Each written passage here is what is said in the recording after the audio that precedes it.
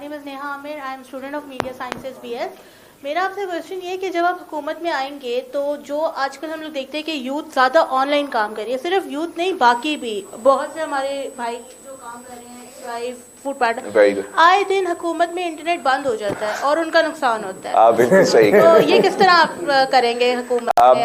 आपका तो इतना फिट सवाल है, मैं क्या कहूँ।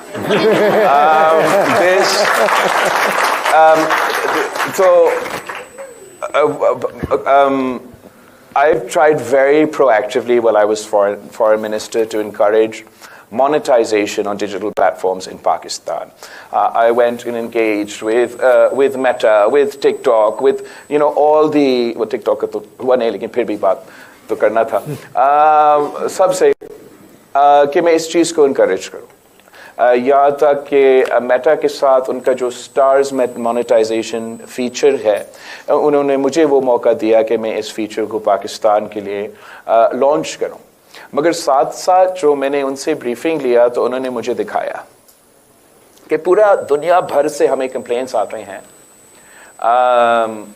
कि किसी चीज़ ने उनके कानून का खिलाफ वर्जी किया है और उसको हमें देखना है।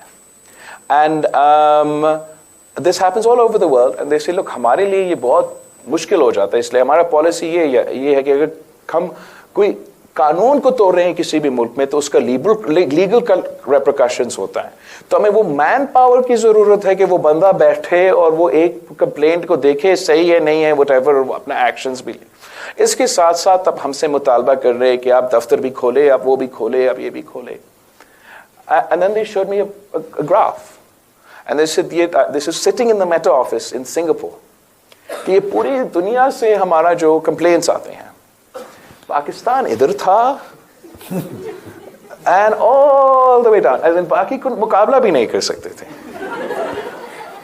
And वो मुझे समझाने की कोशिश कर रहे थे कि look, you are such a big potential for us, कि इतना बड़ा हमारा population है।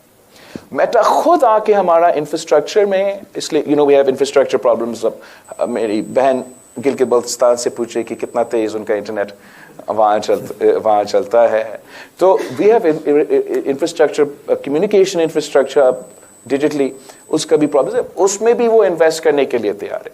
वो कह रहे थे कि हम वाहिद एक ऐसा प्लेटफॉर्म है जो पाकिस्तान में रुपीस में कॉमर्स की इजाज़त देते हैं। ये हमारे नज़र से हमारे इकोनॉमी, उनका प्रॉफिट मार्जिन के लिए नुकसान है, मगर वो नुकसान उठा के ये काम कर रहे हैं पाकिस्तान में। और बहुत से ऐसे एग्जांपल्स दिए। मगर आखिर कहा कि अगर आप ऐसे हमें ट्रीट करेंगे, एक तरफ इतने लीगल पीका की वजह से और ये तमाम कानून की वजह से इतना रिस्ट्रिक्शंस, ऊपर आप हमें अपने पैसा जो हम कमाते हैं वो भी पाकिस्तान से बाहर नहीं लेने की इजाज़त देंगे, तो कैसे ये तरक्की करेगा?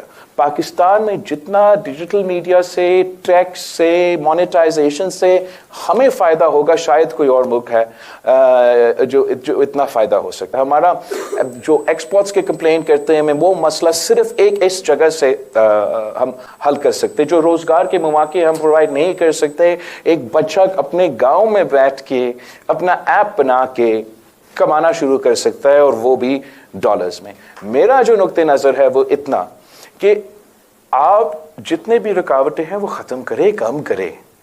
There's this attitude in Islamabad, in Muslim League, in the bureaucracy, कि अगर कोई अपना मुल्क में इन्वेस्ट कर रहा है ना, आप उन पे फेवर कर रहे हैं कि वो आके आपके हाथ से पैसा कमा रहे हैं। तो this is absolutely the reverse of what is true. आप ये तमाम कानून साजी पे एक दफ़ा फिर से हमें करना पड़ेगा, ताकि आसानी आपके लिए हो, आसानी दुनिया के लिए हो। अब सोचे, करने थे इनको, वो जलसा क्या होगा? टिकटॉक पे लोग आएंगे, इमरान खान के नारे लगाएंगे, क़यामत तो नहीं होगा ना। लेकिन आप उनके बारे में सोचे, वो दराज का बंदा, वो फूड पैंडा का बेचारा, वो करीम का जो चला रहा है अपना, उसका क्या होगा? This is now it's a new world. ये काम खान साहब अपने दौर में करता था, उसके बाद भी होता रहा।